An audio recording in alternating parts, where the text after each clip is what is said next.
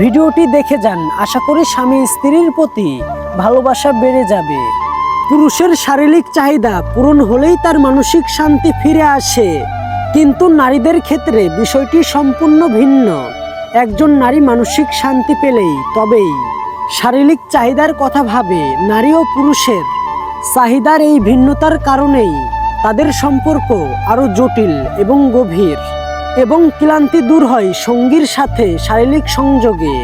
যদি আপনি আপনার স্বামীকে খুশি করতে চান, তাহলে তার সাথে অবশ্যই শারীরিক অ্যাটাচমেন্ট থাকা প্রয়োজন, এবং তা মন থেকে হতে হবে।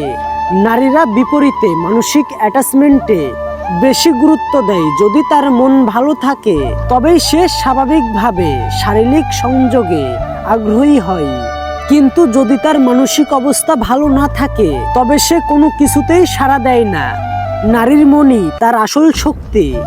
একজন নারী চাইলেই একজন পুরুষকে নতুন করে সাজাতে পারে, আবার সেই নারী চাইলে একজন পুরুষের জীবনকে পুরোপুরি নষ্ট করে দিতে পারে।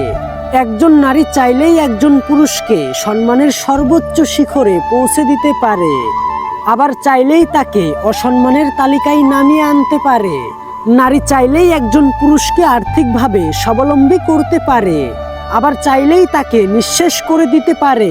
নারী চাইলেই একটা সুন্দর পরিবার এবং সুখী সংসার গড়ে তুলতে পারে, আবার চাইলেই সেই সংসারকে ধ্বংস করে দিতে পারে।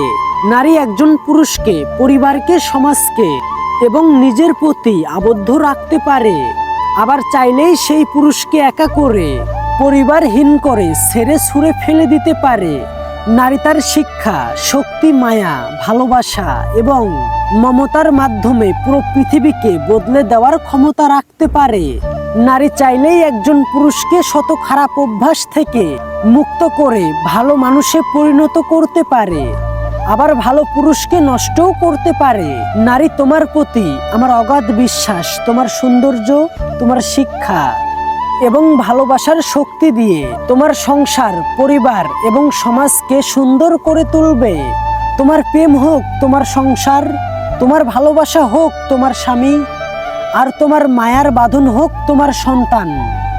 নারী, তুমি চাইলেই অনেক কিছু করতে পারো। নারী, তুমি চাইলেই পুরো পৃথিবীটাকে বদলে দিতে পারো। সমাজের বাস্তব কথাগুলো আপনাদের মাঝে তুলে ধরলাম, আর বাস্তব কথা শুনতে খারাপই লাগে, তাই ক্ষমা করে দিবেন।